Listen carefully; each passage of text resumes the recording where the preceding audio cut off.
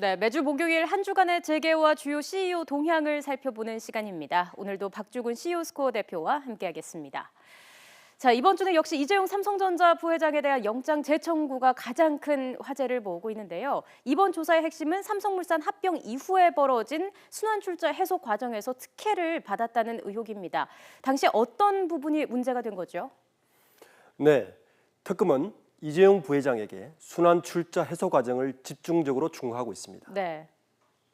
순환 출자는 과거 대기업 집단에 대해 상호 출자, 즉 A사가 B사에게, B사가 다시 A사로의 출자를 금지하자 그룹 안에서 계열사 간에 A사는 B사로, B사는 다시 C사로, 그리고 C사는 다시 A사로 식으로의 안정적인 경영권 확보를 위한 지분을 확보하는 것입니다.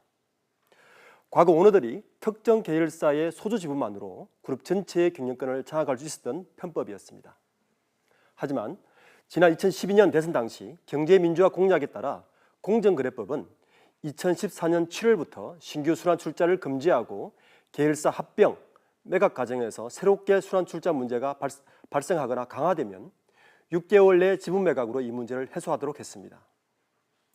2015년 초 삼성그룹은 10개의 순환출자 고리를 가지고 있었는데 이 가운데 6개 고리에 삼성 SDI가 포함되어 있습니다. 당시 삼성 SDI는 제일모직 주식 500만 주, 지분으로는 3.7%, 그리고 구 삼성물산의 주식 1154만 7천 주, 지분으로는 약 7.4%를 보유하고 있었습니다.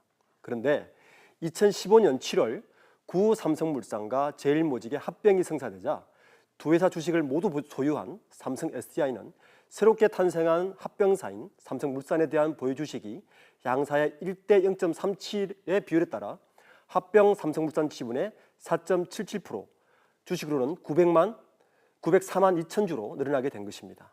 따라서 삼성 SDI가 제일모직으로의 순환출자 고리 3개에 대해서 지분을 보면 500만 주에서 900만 주로 지배권의 강화 현상이 발생하게 된 것입니다. 공정위는 이를 신규 순환출자 강화로 판단하고 삼성 SDI가 보유한 삼성물산 주식에 대한 매각이 필요하다는 입장을 정합니다.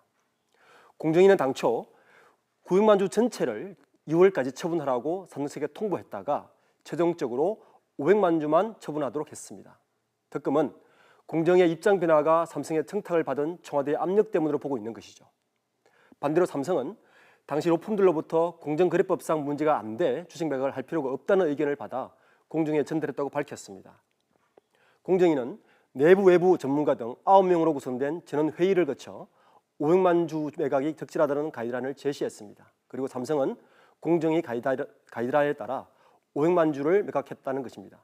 반대로 특검은 삼성 SDI가 삼성물산 주식을 900만 주가 아니라 500만 주만 매각하면서 삼성과 이 부회장 그룹의 순환출자 고리가 강화되는 이득을 얻었다고 판단하고 있습니다. 네, 그럼 다음 주제로 넘어가 보겠습니다. 2월 임시국회에서 더불어민주당 등 야당은 상법 개정안 처리에 강한 의지를 보이고 있는데요. 재계는 강력 방어에 나섰습니다. 상법 개정안의 주요 내용을 먼저 그래픽 보면서 설명을 드리도록 하겠습니다.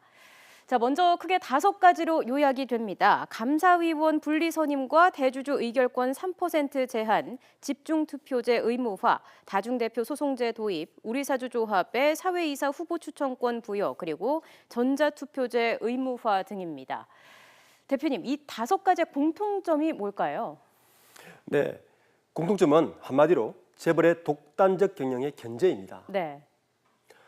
먼저 개정안에는 감사위원 분리선출제를 도입하는 내용이 담겨 있습니다.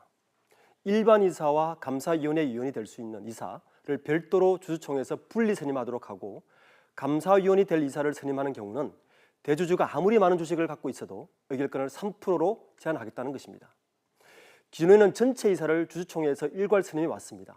개정안은 회사를 감시하는 권한이 강화된 감사위원회 위원에 대해서는 대주주의 권한을 제한하겠다는 것입니다.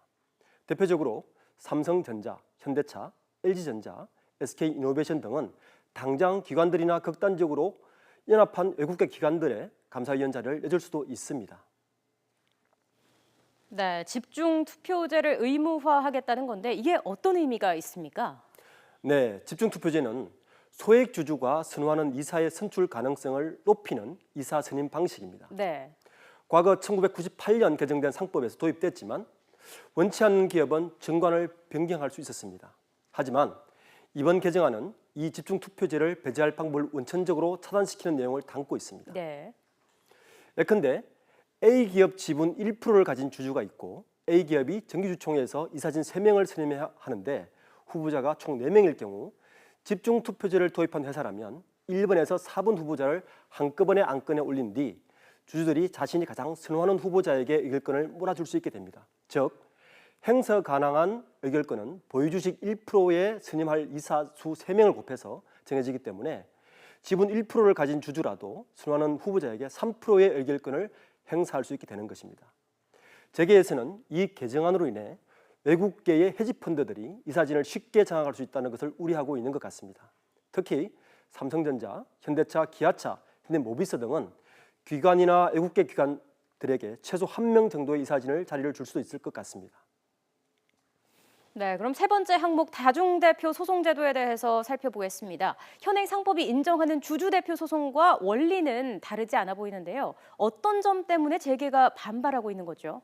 네, 다중대표 소송은 소송 가능 범위를 주주가 직접 주식을 가진 회사뿐만 아니라 자회사, 손자회사 등 다른 회사들까지 확대하는 것이 특징입니다. 네. 관심을 끄는 부분은 모회사가 자회사 지분의 몇 프로 이상을 보유했을 때 다중대표 소송을 제기할 수 있게 되느냐인데요. 현재 야당은 지분을 50%를 기준으로 삼고 방안을 추진하고 있습니다.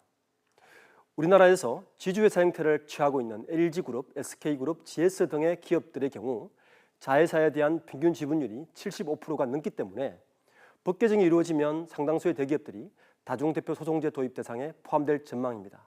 또한 삼성이나 롯데그룹처럼 지주회사 체제로 지배구조를 병행하고자 하는 그룹들에게도 적지 않은 영향이 있을 것 같습니다. 네, 이렇게 해서 다중대표 소송제도까지 알아봤습니다. 지금까지 박주근 CEO 스코어 대표와 한 주간의 재계 CEO 동향 알아봤습니다. 오늘 말씀 고맙습니다.